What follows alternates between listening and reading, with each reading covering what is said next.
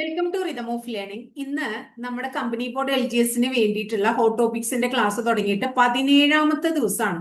വളരെ ഇമ്പോർട്ടന്റ് ആയിട്ടുള്ള 17 ദിവസങ്ങളിൽ വളരെ ഇമ്പോർട്ടന്റ് ആയിട്ടുള്ള ധാരാളം ടോപ്പിക്കുകൾ നമ്മൾ അപ്ലോഡ് ചെയ്യേണ്ടായി. ഇപ്പൊ ഏത് ഒരു ക്ലാസ് തുടങ്ങുമ്പോഴായിരിക്കും അല്ലെങ്കിൽ ക്ലാസ് നിങ്ങൾ കേൾക്കുമ്പോഴും തുടക്കം നമുക്ക് എന്തുണ്ടാവും, ഭയങ്കര ഉഷാറുണ്ടാവും. ആ എനർജിയോടുകൂടി തുടക്കത്തിലുള്ള ക്ലാസ്സുകളൊക്കെ നമ്മൾ കേട്ട് പഠിച്ചു തുടങ്ങും.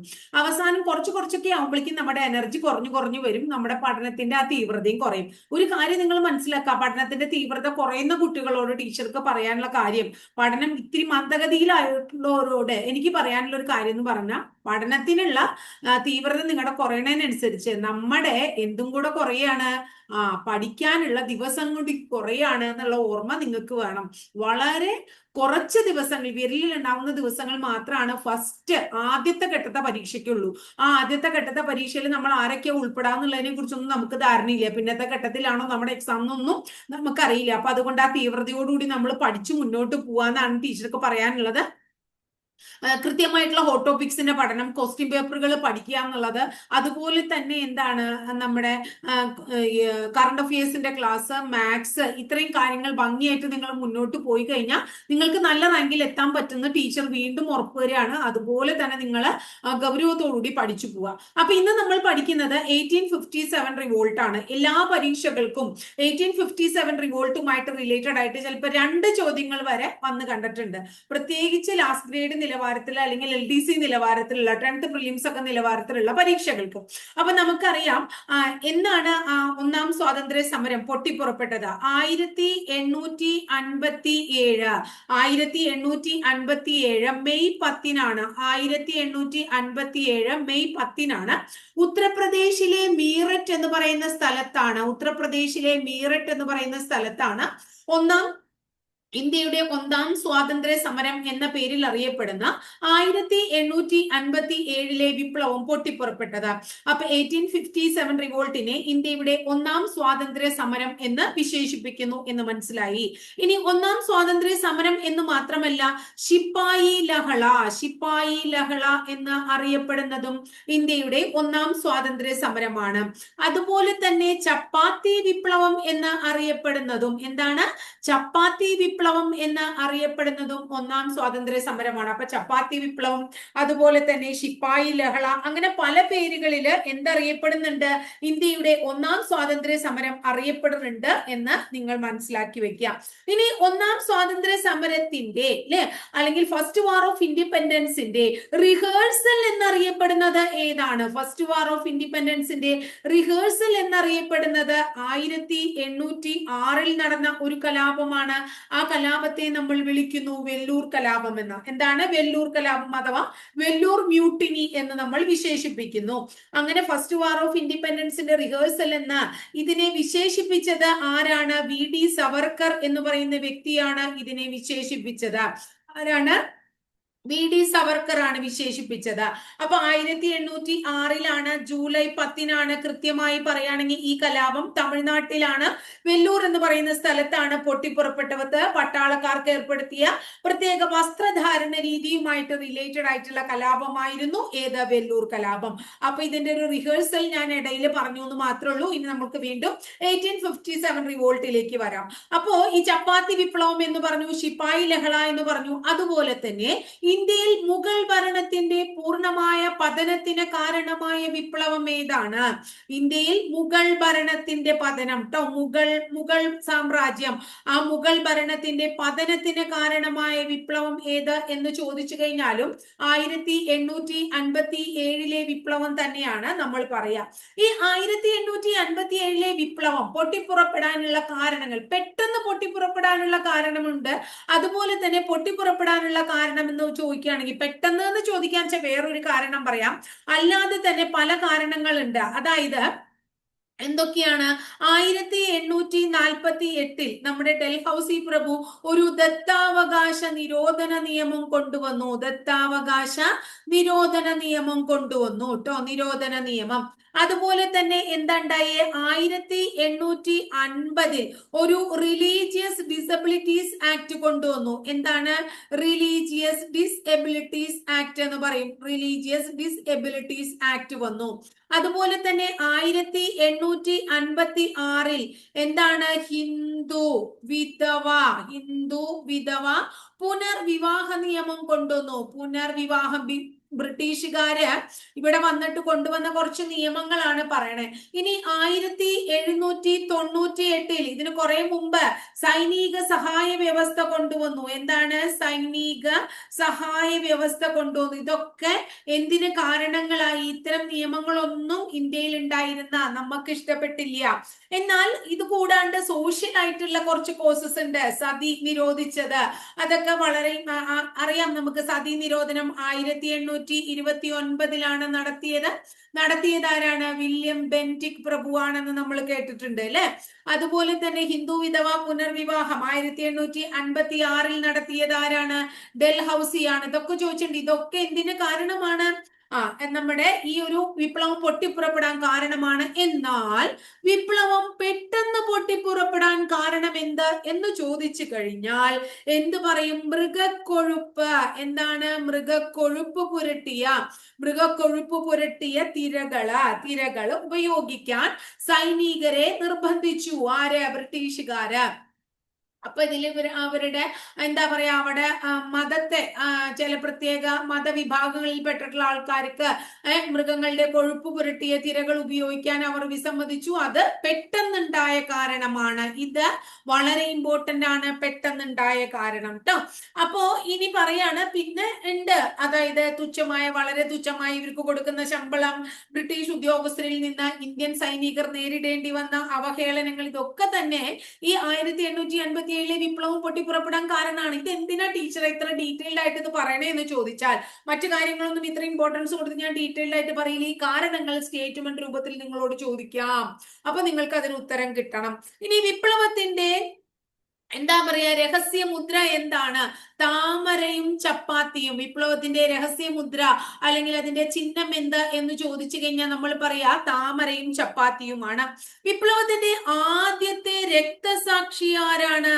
വിപ്ലവത്തിലെ ആദ്യത്തെ രക്തസാക്ഷി എന്നും പരീക്ഷയ്ക്ക് ചോദിക്കാറുള്ള ചോദ്യമാണ്. മംഗൾ പാണ്ഡെയാണ് വിപ്ലവത്തിന്റെ ആദ്യത്തെ രക്തസാക്ഷി. വിപ്ലവത്തിന്റെ ആദ്യത്തെ രക്തസാക്ഷി ആരാണ്? മംഗൾ പാണ്ഡെയാണ്. അദ്ദേഹം 34ാം ബംഗാൾ റെജിമെന്റിലെ സൈനികനായിരുന്നു. ആ മംഗൾ പാണ്ഡെയെ 1857 ഏപ്രിൽ മാസം 8-ാം തീയതി ഇവർ തൂക്കിലേറ്റി. അപ്പൊ മംഗൾ പാണ്ഡെയാണ് ആദ്യത്തെ രക്തസാക്ഷി. മംഗൾ പാണ്ഡെ 1857 ദ റൈസിംഗ് എന്ന സിനിമ, ഒന്നാം സ്വാതന്ത്ര്യ സമര ചരിത്രത്തിലെ ആദ്യത്തെ രക്തസാക്ഷിയെ കുറിച്ച് പുറത്തിറക്കിയ ആദ്യത്തെ സിനിമയാണ്. എന്താണ്? മംഗൾ പാണ്ഡെ. ആ സിനിമയുടെ പേര് ഇതാണ്, Mangal Pandey. 1857 the rising. Mangal Pandey 1857 the rising. ഇതിൽ മംഗൾ പാണ്ഡെ ആയിട്ട് അഭിനയിച്ചത് അമീർ ഖാനൊക്കെ ആയിരുന്നു. അപ്പൊ ഇത് മംഗൾ പാണ്ഡെയുമായിട്ട് റിലേറ്റഡ് ആയിട്ടുള്ള 1857 റിവോൾട്ടുമായിട്ട് റിലേറ്റഡ് ആയിട്ടുള്ള ആദ്യത്തെ സിനിമയാണ് എന്ന് ഓർത്തു വയ്ക്കുക. അപ്പൊ ആദ്യത്തെ രക്തസാക്ഷി മംഗൾ പാണ്ഡെ ആണെങ്കിൽ ആദ്യത്തെ വനിതാ രക്തസാക്ഷിയാണ് ചോദിക്കുന്നതെങ്കിൽ പരീക്ഷയ്ക്ക് നമ്മൾ എന്തുത്തരം പറയും? പ്രീതി ലതാ വഡോദ്കർ. ആരാണ്? പ്രീതി ലതാ വഡോദ്കർ ആണ് ആദ്യത്തെ വനിതാ രക്തസാക്ഷി.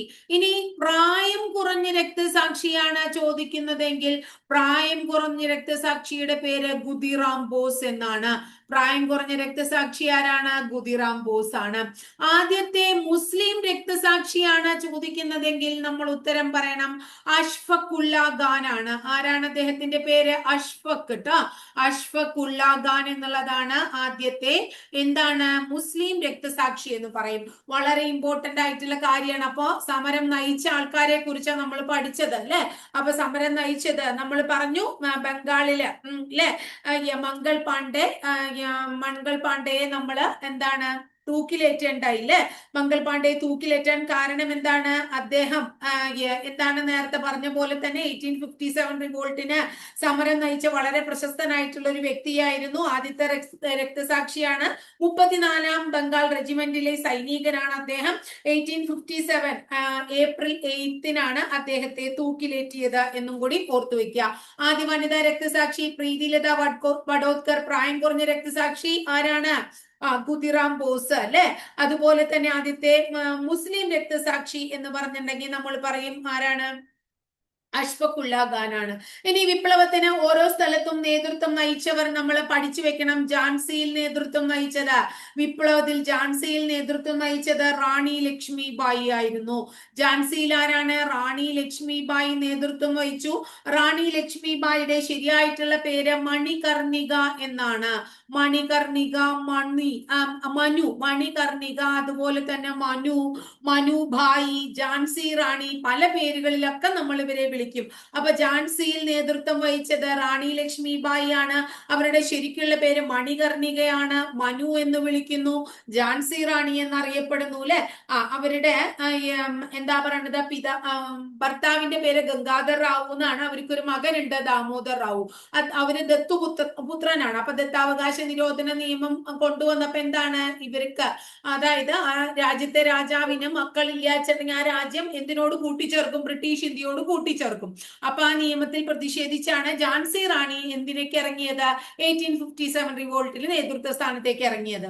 ഇവരെ പരീക്ഷയ്ക്ക് ചോദിച്ചിട്ടുള്ള ചോദ്യം, ഇരുണ്ട പശ്ചാത്തലത്തിലെ പ്രകാശമാനമായ ബിന്ദു എന്ന ഝാൻസി റാണിയെ വിശേഷിപ്പിച്ചത് ആരാണ്? നെഹ്റു. എന്ത് വിശേഷിപ്പിച്ചു മക്കളെ? ഇരുണ്ട പശ്ചാത്തലത്തിലെ പ്രകാശമാനമായ ബിന്ദു ട്ടോ. ഇരുണ്ട പശ്ചാത്തലത്തിലെ പ്രകാശമാനമായ ബിന്ദു എന്ന ഝാൻസി റാണിയെ വിശേഷിപ്പിച്ചത് ജവഹർലാൽ നെഹ്റു ആണ്. കലാപകാരികൾക്കിടയിലെ പുരുഷനായ വനിത എന്നിവരെ വിശേഷിപ്പിച്ചത് ഹ്യൂജ് റോസ് ആണ്. കലാപകാരികൾക്കിടയിലെ പുരുഷനായ വനിത എന്നിവരെ വിശേഷിപ്പിച്ചത് ആരാണ്? ഹ്യൂജ് റോസ് ആണ്. 1858 ജൂൺ മാസം 18-ാം തീയതി എവിടെ? ഗ്വാളിയോറിൽ വെച്ച് ഇവരെ വധിക്കുകയാണ് കേട്ടോ. ഗ്വാളിയോറിൽ വെച്ച് ഇവരുടെ മരണം സംഭവിക്കുകയാണ്. 1857 വിപ്ലവത്തിന്റെ ജോവാൻ ഓഫ് ആർക്ക് എന്നറിയപ്പെടുന്നതും ആരെന്നെയാണ്? ഝാൻസി റാണി തന്നെയാണ് കേട്ടോ. ഇനി ഇവരുമായി ബന്ധപ്പെട്ടിട്ടുള്ള വളരെ ഇമ്പോർട്ടന്റ് ആയിട്ടുള്ള ഒരു ബുക്കാണ് ക്യൂൻ ഓഫ് ജാൻസി. ഇത് പലപ്പോഴും ചോദിച്ചിട്ടുള്ളതാണ്. ഈ പുസ്തകം രചിച്ചത് ആരാണ്? മഹാശ്വേതാ ദേവിയാണ്. അപ്പൊ മഹാശ്വേതാ ദേവിയുടെ പുസ്തകമാണ് ക്യൂൻ ഓഫ് ജാൻസി. അപ്പൊ നമ്മൾ പറഞ്ഞു ഝാൻസിയിൽ നേതൃത്വം വഹിച്ചത് റാണി ലക്ഷ്മി ബായി ആണെങ്കിൽ കാൺപൂരിൽ നേതൃത്വ സ്ഥാനത്തുണ്ടായിരുന്നത് ആരാണ്? നാനാ സാഹിബാണ്. അപ്പൊ നാനാ സാഹിബ് വരാൻ കാരണം എന്തറിയോ മക്കളെ? ഇദ്ദേഹം പേഷ്വാ ബാജിറാവുവിന്റെ ദത്തുപുത്രനായിരുന്നു. അപ്പൊ മനസ്സിലായില്ലേ? പേഷ്വാ ബാജിറാവുവിന് മകൻ ഉണ്ടായിരുന്നില്ല. അപ്പൊ അദ്ദേഹത്തെ ദത്തെടുക്കുകയാണ് നാനാ സാഹിബ്. പക്ഷേ ദൊണ്ടുപന്ത് എന്നുള്ളതാണ് ഇദ്ദേഹത്തിന്റെ ശരിക്കുള്ള പേര് കേട്ടോ. ദൊണ്ടുപന്ത് എന്നുള്ളതാണ് ശരിക്കുള്ള പേര്. അങ്ങനെ നാനാ സാഹിബിനെ വിളിക്കുന്ന പേരൊന്ന് പഠിക്കണം നമ്മൾ. 1857 വിപ്ലവത്തിന്റെ ബുദ്ധി കേന്ദ്രം എന്ന് അറിയപ്പെടുന്നത് ആരാണ്? നാനാ സാഹിബാണ്. ഇനി നാനാ സാഹിബ് വിപ്ലവം പരാജയപ്പെട്ടപ്പോൾ നേപ്പാളിലേക്ക് ഇദ്ദേഹം പലായനം ചെയ്തു. നാനാ സാഹിബിന്റെ സൈനിക ഉപദേഷ്ടാവ് എന്ന് എപ്പോഴും പരീക്ഷയ്ക്ക് ചോദിക്കാറുണ്ട്. അദ്ദേഹത്തിന്റെ പേര് താന്തിയ തോപ്പി എന്നാണ്. നാനാ സാഹിബിന്റെ സൈനിക ഉപദേഷ്ടാവ് താന്തിയ തോപ്പിയാണ്.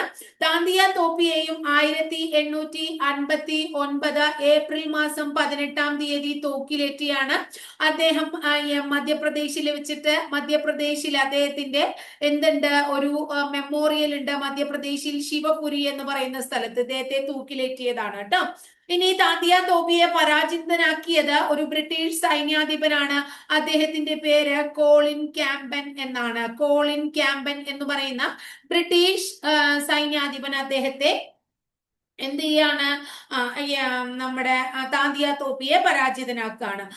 ഇനി അടുത്തത് താന്തിയ തോപ്പി ഉപയോഗിച്ച യുദ്ധമുറ ഏത് എന്ന് പരീക്ഷയ്ക്ക് ചോദിച്ചിട്ടുണ്ട്.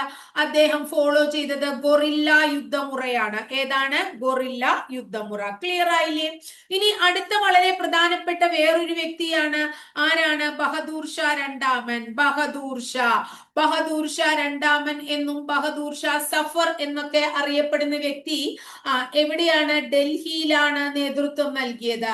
ഡൽഹിയിൽ ബഹദൂർ ഷാ രണ്ടാമനോടൊപ്പം ബക്ത് ഖാൻ എന്ന് പറയുന്ന വ്യക്തി കൂടി നേതൃത്വത്തിനുണ്ടായിരുന്നു എന്ന് ഓർത്തു വെക്കുക. അപ്പൊ ഡൽഹിയിൽ ബഹദൂർ ഷാ രണ്ടാമനും ബക്ത് ഖാനും ഉണ്ടായിരുന്നു.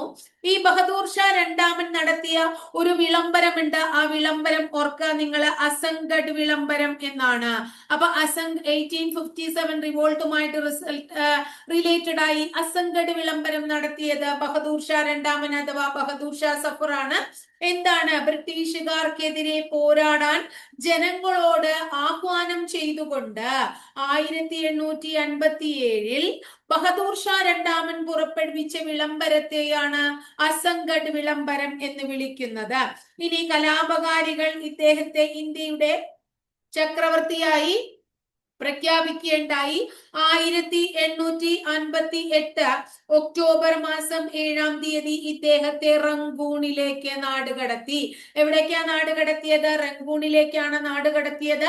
ആ റങ്കൂണിൽ തന്നെയാണ് ഇദ്ദേഹത്തിന്റെ ശവകുടീരവും കാണപ്പെടുന്നത്. റങ്കൂണിൽ തന്നെയാണ് ആരുടെ ശവകുടീരം കാണപ്പെടുന്നത്? ബഹദൂർ ഷാ രണ്ടാമന്റെ. ഇനിയിപ്പോ ചില ബുക്കുകളിൽ നിങ്ങൾ യാങ്കോൺ എന്ന് കാണാം റങ്കൂണിന് പകരം. കാരണം എന്താണ്? റങ്കൂൺ എന്ന് പറയുന്ന സ്ഥലത്തിന്റെ ഇപ്പോൾ അറിയപ്പെടുന്ന പേര് യാങ്കോൺ എന്നാണ്. അതുകൊണ്ടാണ് അങ്ങനെ ഒരു പേര് ബുക്കുകളിലൊക്കെ കാണാൻ കാരണം. അതും കൂടി ഒന്ന് ഓർത്തു വെക്കാം. അപ്പൊ ഇത്രയും കാര്യം ക്ലിയർ ആയില്ലേ? ഇനി പ്രധാനപ്പെട്ട ആൾക്കാരെ നമ്മൾ പഠിച്ചു. ഇനി നമുക്ക് ഓരോ ഏരിയയിലുമുള്ള നേതൃത്വം നൽകിയ ആൾക്കാരെ ക്ലിയർ ആയിട്ട് നമുക്ക് പഠിക്കാം. അപ്പൊ നമ്മൾ പഠിച്ചു ഡൽഹിയിലെ ജനറൽ ബക്ത് ഖാനും ബഹദൂർ ഷാ രണ്ടാമനും, കാൺപൂരിൽ ആരായിരുന്നു? നാനാ സാഹിബ്, ഝാൻസിയിൽ ആരായിരുന്നു? റാണി ലക്ഷ്മി ബായി. ഇവരെ കുറിച്ച് പഠിച്ചു നമ്മള്. ഇനി നമ്മൾ പഠിക്കാൻ പോകുന്നത് ഫൈസാബാദ് എന്ന് പറയുന്ന സ്ഥലത്ത് ആരാണ്? അപ്പൊ ഫൈസാബാദ് എന്ന് പറയുന്ന സ്ഥലത്ത് മൗലവി അഹമ്മദുള്ള. അപ്പൊ മൗലവി അഹമ്മദുള്ള എന്ന് പറയുന്ന വ്യക്തി, മൗലവി അഹമ്മദുള്ള ട്ടോ, അദ്ദേഹമാണ് ഫൈസാബാദിന് നേതൃത്വം നൽകിയത്.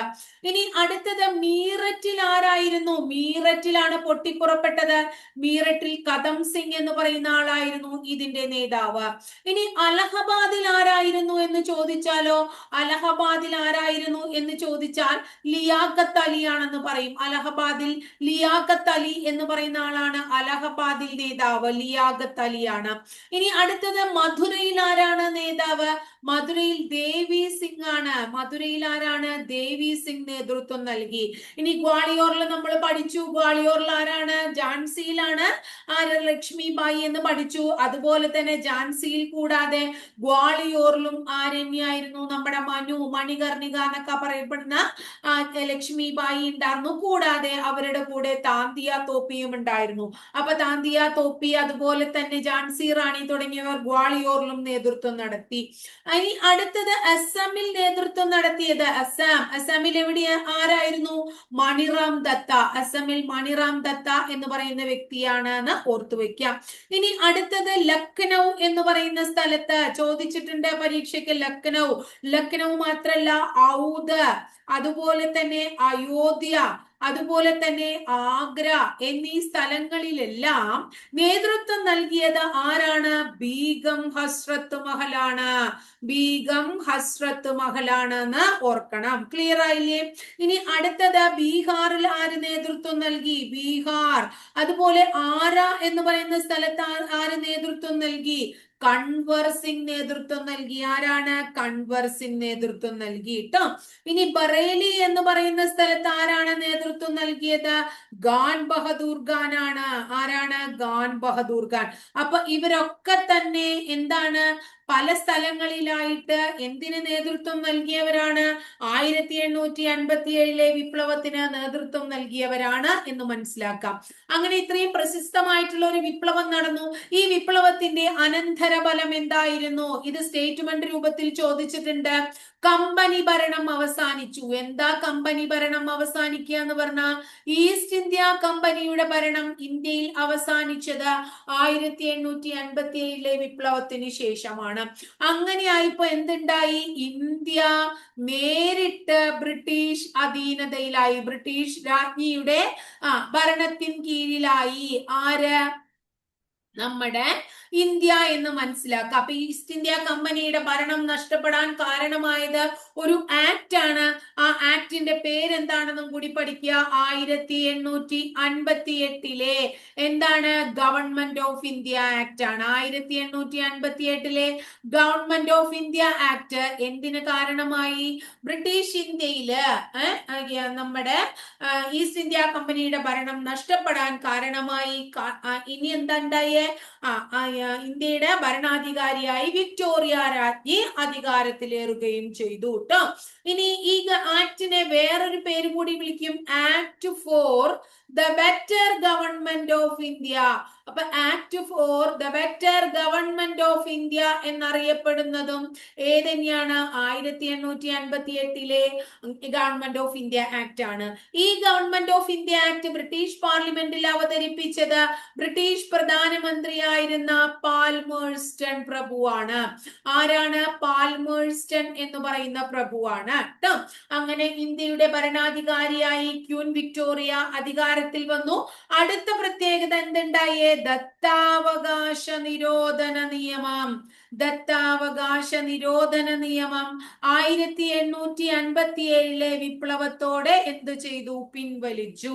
ഇനി എന്തനുവദിച്ചു? മതസ്വാതന്ത്ര്യം അനുവദിച്ചു. മതസ്വാതന്ത്ര്യം അനുവദിച്ചു. അടുത്തത് ഗവർണർ ജനറൽ എന്ന പദവി മാറി ഇന്ത്യ ഭരിക്കുന്നത് ആരായി? വൈസ്രോയി ആയി. ഇതൊക്കെ തന്നെ 1857 നമ്മുടെ വിപ്ലവത്തിന്റെ അനന്തര ഫലങ്ങളായിട്ട് നമ്മൾ മനസ്സിലാക്കുക. അങ്ങനെ ബ്രിട്ടീഷ് ഇന്ത്യയിലെ അവസാന ഗവർണർ ജനറലും ആദ്യ വൈസ്രോയിയുമായി കാനിങ് പ്രഭു അധികാരത്തിൽ വന്നു. ക്ലിയർ ആയില്ലേ? അങ്ങനെ 1858 ഗവൺമെന്റ് ഓഫ് ഇന്ത്യ ആക്ടില്, അല്ലെങ്കിൽ വിക്ടോറിയ രാജ്ഞിയുടെ വിളംബരം എന്ന് നമുക്ക് വിശേഷിപ്പിക്കാം. അതിനെ ഒരു പേരും കൂടി ഇട്ട് വിളിക്കേണ്ട, ഇന്ത്യൻ ജനതയുടെ മാഗ്ന കാർട്ട. ഇന്ത്യൻ ജനതയുടെ മാഗ്ന കാർട്ട എന്നറിയപ്പെടുന്നത് എന്താണ്? 1858 വിപ്ലവം, എന്താ പറയാ, ഗവൺമെന്റ് ഓഫ് ഇന്ത്യ ആക്ട് അഥവാ വിക്ടോറിയ രാജ്ഞിയുടെ വിളംബരത്തെയാണ്. ആ വിക്ടോറിയ രാജ്ഞിയുടെ വിളംബരമാണ് എന്തൊക്കെയാണെന്ന് നമ്മൾ പഠിച്ചത് അല്ലെ? എന്തൊക്കെയാ അവര് വിളംബരം ചെയ്ത? ഇനി ഞാൻ നേരിട്ട് ഭരിച്ചോളാം അല്ലെ? അതുപോലെ തന്നെ ദത്താവകാശ നിരോധന നിയമം പിൻവലിച്ചേക്കണു, നിങ്ങൾക്ക് എല്ലാവർക്കും മതസ്വാതന്ത്ര്യം അനുവദിച്ചിട്ടുണ്ട്, ഇനി ഗവർണർ ജനറൽ അല്ല നിങ്ങളെ ഭരിക്കുക. ആര് ഭരിക്കും? വൈസ്രോയി ആണ് നിങ്ങളെ ഭരിക്കുക എന്നൊക്കെ ആര് പറയണ്ടായി? നമ്മുടെ 1858 വിപ്ലവത്തിൽ നമ്മുടെ വിക്ടോറിയ രാജ്ഞി പറയണ്ടായി. ക്ലിയർ ആയില്ലേ? ഇനി 1857 വിപ്ലവത്തെ പല ആൾക്കാരും പല രീതിയിൽ വിശേഷിപ്പിക്കുകയുണ്ടായി. അപ്പോ എങ്ങനെയൊക്കെയാണ് വിശേഷിപ്പിച്ചത് എന്നും കൂടി ഒന്ന് നമുക്ക് ഓർത്തു വെക്കാം. ഇതിനെ ഇന്ത്യയുടെ ഒന്നാം സ്വാതന്ത്ര്യ സമരം, 1857 വിപ്ലവത്തെ ഇന്ത്യയുടെ ഒന്നാം സ്വാതന്ത്ര്യ സമരം എന്ന് വിശേഷിപ്പിച്ചത് ആര് എന്ന് ചോദിച്ചാൽ അദ്ദേഹത്തിന്റെ പേര് വി.ഡി. സവർക്കർ എന്നാണ്. അപ്പൊ വി.ഡി. സവർക്കർ പറയാണ് 1857 വിപ്ലവം ഇന്ത്യയുടെ എന്താണ്? ഒന്നാം സ്വാതന്ത്ര്യ സമരമാണ് അല്ലെ? ഇനി ഇതിനെ ശിപ്പായി ലഹള എന്നാരാ വിളിച്ചേ? ശിപ്പായി ലഹള, ചപ്പാത്തി സമരം എന്നൊക്കെ നമ്മൾ വിളിച്ചു അല്ലെ? ആ ശിപ്പായി ലഹള എന്ന് വിളിച്ചത് ആരാണ്?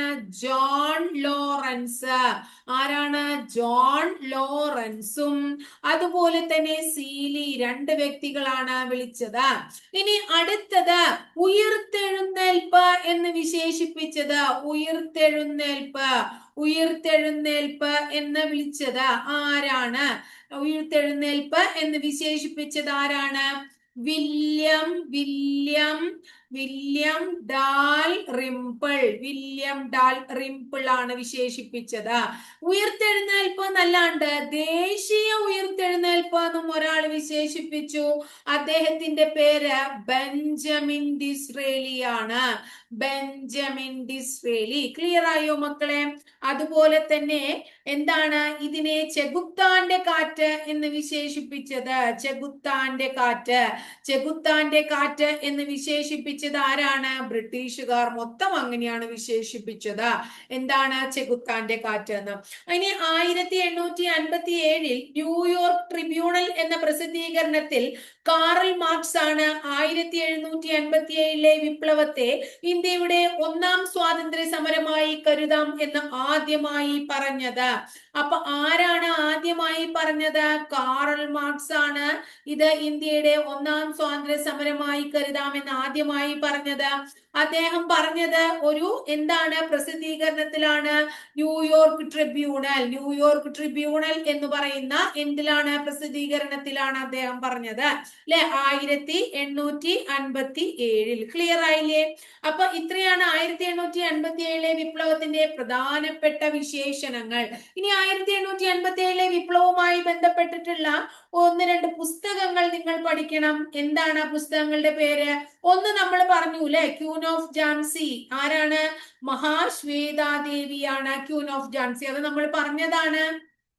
ഇനി അടുത്തത് 1857 the great rebellion. 1857 the great rebellion എന്ന് പറയുന്ന കൃതി രചിച്ചത്, ഒന്നാം സ്വാതന്ത്ര്യ സമരവുമായ കൃതി രചിച്ചത് അശോക് മേത്തയാണ്. ഓർക്കുക, ആരാണ്? അശോക് മേത്ത. ക്ലിയർ ആയോ മക്കളെ? ഇനി അടുത്തത് 1857 the first war of independence. The first war of 1857 the first war of independence എന്ന പുസ്തകം രചിച്ചത് ആരാണ്? നമ്മൾ നേരത്തെ വിശേഷിപ്പിച്ച ആളുടെ പേര് പറഞ്ഞ ആൾ തന്നെ, VD സവർക്കർ ആണ്. ഇനി ക്യൂൻ ഓഫ് ഝാൻസി നമ്മൾ നേരത്തെ പറഞ്ഞുല്ലോ, മഹാശ്വേതാദേവിയാണ്. ഇതൊക്കെ ഓർക്കണം ട്ടോ, വളരെ ഇമ്പോർട്ടന്റ് ആണ്. ഇത്തരം അതായത് കുറെ അധികം പുസ്തകങ്ങളുണ്ട്, പ്രധാനപ്പെട്ടതും ചോദിച്ചിട്ടുള്ളതുമായിട്ടുള്ള പുസ്തകമാണ് ടീച്ചർ പറഞ്ഞത്. അപ്പൊ ഇത്രയൊക്കെയാണ് എന്താണ് 1857 റിവോൾട്ടുമായിട്ട് റിലേറ്റഡ് ആയിട്ട് പഠിക്കാനുള്ളത്. അപ്പൊ അത്യാവശ്യം നന്നായിട്ട് തന്നെ 1857 റിവോൾട്ടുമായിട്ട് റിലേറ്റഡ് ആയിട്ടുള്ള കാര്യങ്ങൾ നമ്മൾ പഠിച്ചു. അപ്പൊ ഇത്രയെങ്കിലും നിങ്ങൾ പ്രധാനമായിട്ട് പഠിച്ചു വെക്കുക എന്നുള്ളതാണ് ടീച്ചർക്ക് പറയാനുള്ളത്. വളരെ ഇമ്പോർട്ടന്റ് ആയിട്ടുള്ള ഭാഗമാണ്. ഓരോ ഭാഗത്തും പരീക്ഷയ്ക്ക് വന്നിട്ടുള്ളതും ഇമ്പോർട്ടന്റ് ആയിട്ടുള്ള കാര്യങ്ങൾ മാത്രമാണ് ഹോട്ട് ടോപ്പിക്സ് എന്ന് പറഞ്ഞിട്ടുള്ള ടോപ്പിക്കുകളിൽ നിങ്ങൾക്ക് തരുന്നത്. അപ്പൊ അത് നിങ്ങൾക്ക് നിങ്ങളുടെ ഇഷ്ടത്തിന് നിങ്ങൾ അതിനെ ഫിൽട്ടർ ചെയ്ത് മാറ്റരുത്. നിങ്ങൾ അത് മുഴുവൻ നിങ്ങൾ പഠിച്ചു മുന്നോട്ട് പോവുക. ഇതോടൊപ്പം തന്നെ ടീച്ചർക്ക് അപ്ലോഡ് ചെയ്യുന്ന ക്വസ്റ്റ്യൻ പേപ്പറുകൾ പഠിക്കുക. അതുപോലെ തന്നെ എന്താ ചെയ്യേണ്ടത്? കറണ്ട് അഫയേഴ്സ് പഠിച്ചു പോവുക. മാത്സ് ക്ലാസ് നോക്കുക. മാത്സ് ടീച്ചർ ഓൾറെഡി അപ്ലോഡ് ചെയ്തിട്ടുണ്ട്. ആ ക്ലാസ് കാണാൻ താല്പര്യമുള്ളവർ കാണുക. അല്ലെങ്കിൽ ഏത് ടീച്ചേഴ്സിന്റെ ആണെങ്കിലും നിങ്ങൾ ഇഷ്ടപ്പെട്ട മാത്സ് ക്ലാസ്സുകൾ നിങ്ങൾ കണ്ടുപഠിക്കുക. അത് നിങ്ങളെ ഉറപ്പായിട്ടും നല്ല റാങ്കുകളിൽ, ആദ്യത്തെ 100 റാങ്കിൽ തന്നെ എത്തിക്കാനായിട്ട് സഹായിക്കും എന്നുള്ളതാണ്. അപ്പൊ ഇത്രയേ ഉള്ളൂ. ടീച്ചറുടെ ക്ലാസ് ഇഷ്ടപ്പെടുകയാണെങ്കിൽ ഒന്ന് ലൈക്ക് ചെയ്യാനും ഇഷ്ടപ്പെട്ട ക്ലാസ്സുകൾ കൂട്ടുകാരിലേക്ക് ഷെയർ ചെയ്യാനും മറക്കരുത്. ആദ്യമായിട്ട് ചാനൽ കാണുന്നവർ ചാനൽ ഒന്ന് സബ്സ്ക്രൈബ് ചെയ്യുക. അതോടൊപ്പം ആ ബെല്ലൈക്കൺ കൂടി ഒന്ന് എനേബിൾ ചെയ്യുമ്പോൾ ടീച്ചർ ഓരോ ദിവസവും അപ്ലോഡ് ചെയ്യുന്ന വീഡിയോസ് കൃത്യമായിട്ട് നോട്ടിഫിക്കേഷൻ ആയിട്ട് ലഭിക്കുകയും ചെയ്യും കേട്ടോ.